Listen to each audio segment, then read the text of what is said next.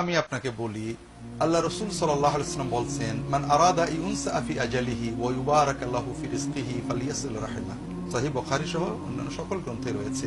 যদি কেউ চায় যে আল্লাহ তার আয়ু বাড়িয়ে দেন এবং তার রিজিকে বরকত দেন, তাহলে তার একমাত্র করণীয় সেজন্য পিতামাতা মাধ্যমে যে আত্মীয় স্বজন, ভাই বোন বা যত দূরে যায়, এদের সুসম্পর্ক রাখে, এদের সহযোগিতা করে সাধ্যমতো। পিতামাতা এবং ভাই বোনদের সহযোগিতা, তাদের সেবা, এটা আপনার সর্বোচ্চ নেকামল এবং এর মাধ্যমে আল্লাহ আপনার আয়ু বাড়াবেন, বরকত দেবেন ইনশাআল্লাহ। দ্বিতীয় যেটা হলো যে ভাই বোনের পাশে না দাঁড়িয়ে আপনি যদি অন্য দান করেন, আমরা সবাই জানি আল্লাহ যাদের প্রাচুর্য দিয়েছে অনেকেই দান করেন। তারা বলেন আমাদের ভাই বোন অত দিনদার নয়, কিন্তু মাদ্রাসায় এতিমখানায় ওরা তো অনেক দিনদার। ভাইরা, এমনকি উলামায়ে কেরাম বলেছেন, কোন কোন সাহাবীদের কল রয়েছে যে ভাই বোন আত্মীয় স্বজন যদি নেওয়ার মতো হয়, তাদেরকে না দিয়ে অন্য জায়গায় দিলে আল্লাহ কবুল করবেন। আর তাদেরকে তো আপনি দেবেন শুধু দিনদারির জন্য নয়, দিনদারদের অবশ্যই দেবেন, পাশাপাশি আত্মীয়তার যে হক সেটা আপনাকে আদায় করতে হবে।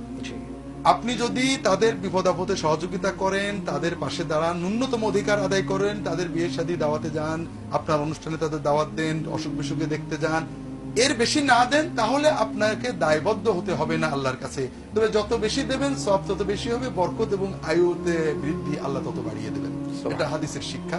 কোরআন কারীমে এ ব্যাপারে অনেক বলা হয়েছে, হাদিস শরীফে বারবার বলা হয়েছে। অর্থাৎ বিষয়টা এমন হচ্ছে যে আমরা যদি আমাদের আত্মীয় স্বজনদেরকে যারা দরিদ্র তাদেরকে সহযোগিতা করি, দেখা গেল যে আত্মীয়তার বন্ধন সুদৃঢ় হলো, পাশাপাশি ধনী হিসাবে দরিদ্রকে যে সহযোগিতা করা হচ্ছে সেই সওয়াবটাও পাওয়া যাচ্ছে। এটা হাদিস শরীফে এইভাবে আসছে যে লাহু আজরান।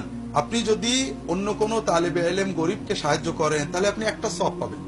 আর আপনার ভাই বোন আত্মীয় স্বজনকে যদি আপনি সহযোগিতা করেন, আপনি দুটো সওয়াব পাবেন। একটা হলো সিলা রাহিমি, আত্মীয়তার সম্পর্ক রক্ষা করার সওয়াব, আর একটা দানের সওয়াব। সুবহানাল্লাহ। দ্বিতীয় যেটা, আপনি যদি আত্মীয়দের প্রতি রাগ করে বা তাদের কোনো কারণে অসন্তুষ্ট হয়ে তাদেরকে একেবারে না দিয়ে অন্যদের দেন, তাহলে অন্যদের দেওয়াটা কবুল হবে না বলে উলামায়ে কেরাম বলেছেন। সাহাবীদের থেকে এই ব্যাপারে বর্ণনা রয়েছে। আচ্ছা, ধন্যবাদ।